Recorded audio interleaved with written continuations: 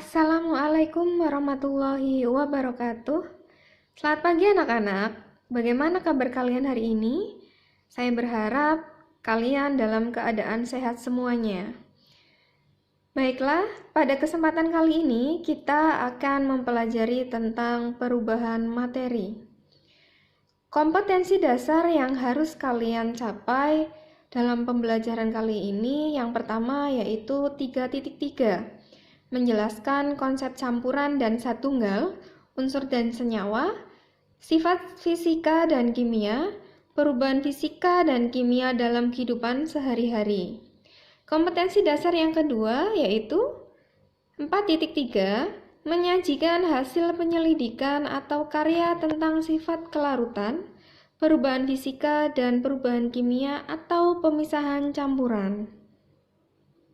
Adapun tujuan yang harus kalian capai yang pertama yaitu peserta didik dapat mengidentifikasi sifat fisika dan sifat kimia suatu zat. Tujuan pembelajaran yang kedua, peserta didik dapat membedakan ciri-ciri perubahan fisika dan perubahan kimia suatu zat. Tujuan pembelajaran yang ketiga yaitu peserta didik dapat mengidentifikasi contoh-contoh perubahan fisika dan kimia dalam kehidupan sehari-hari. Dan tujuan pembelajaran yang keempat yaitu peserta didik dapat melakukan percobaan berkaitan dengan perubahan fisika dan perubahan kimia. Siapa di antara kalian yang mengetahui tentang ilmu kimia? Ya, ilmu kimia adalah ilmu yang mempelajari segala sesuatu tentang materi, meliputi susunan, struktur, sifat dan perubahannya, serta energi yang menyertai perubahan materi tersebut. Kimia dalam kehidupan diantaranya yaitu dalam bidang kedokteran, bidang kesenian, bidang pertanian, bidang farmasi, dan bidang kriminologi serta bidang biologi. Apa yang kalian ketahui tentang materi? Materi adalah segala sesuatu yang mempunyai massa dan menempati ruang. Contohnya, kursi yang ada di dalam kelas, kapur yang biasa kita gunakan, batu bata yang digunakan untuk membangun rumah, udara yang kita hirup, dan lain sebagainya. Wujud materi dibedakan menjadi 3. Materi berwujud padat, materi berwujud gas, dan materi berwujud cair. Selanjutnya yaitu dibagi berapa sih sifat materi itu? Ya, sifat materi itu dibagi menjadi 2. Yang pertama, ada sifat fisika dan sifat kimia.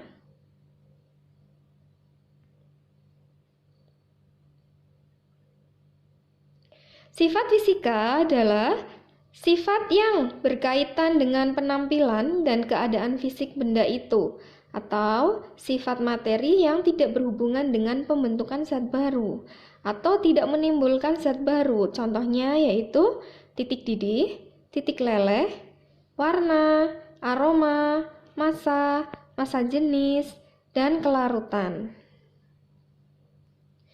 Sedangkan pengertian dari sifat kimia yaitu sifat yang berkaitan dengan reaksi kimia, yaitu sifat materi yang berhubungan dengan pembentukan zat baru. Jadi, pada sifat kimia nanti akan terbentuk zat baru. Di antaranya, contohnya yaitu mudah tidaknya terbakar, mudah tidaknya berkarat, atau mudah tidaknya benda itu membusuk. Sekarang, apa yang kalian ketahui tentang perubahan materi? Baik, perubahan materi adalah perubahan sifat suatu zat atau materi menjadi zat yang lain, baik yang menjadi zat baru maupun tidak. Perubahan materi terbagi menjadi 2 macam, yaitu perubahan fisika dan perubahan kimia. Perubahan fisika yaitu perubahan materi yang tidak menghasilkan zat baru atau hanya berubah wujud saja. Contohnya, lilin yang dibakar, es yang mencair, besi yang dipanaskan kemudian meleleh. Pada lilin yang dibakar, lilin berubah wujud dari padat ke cair. Kan tetapi setelah lilin meleleh, perubahan wujud dari cair ke padat, susunan molekul pembentuknya tetap sama, tidak berubah. Contoh selanjutnya pada es yang mencair. Es yang mencair berubah wujud menjadi cair. Pada saat dibekukan, air hanya berubah wujud menjadi es. Tetapi susunan molekulnya tetap sama, yaitu H2O. Perubahan kimia ini adalah perubahan materi yang menghasilkan zat baru. Ketika itu terjadi perubahan wujud dan perubahan zat, tetapi tidak mengalami perubahan massa. Perubahan kimia itu, massanya itu akan tetap, tidak ikut berubah. Contoh perubahan kimia diantaranya yaitu besi yang berkarat. Besi berkarat ini biasanya karena ada reaksi oksidasi dan terkena H2O. Contoh perubahan kimia yang kedua yaitu buah yang membusuk. Selanjutnya, contohnya yaitu kayu yang dibakar kemudian berubah menjadi abu. Tanda-tanda yang menyertai perubahan kimia diantaranya yaitu terjadi perubahan warna. Yang kedua, terbentuknya gas. Yang ketiga, terjadi perubahan suhu. Yang keempat, terbentuk endapan.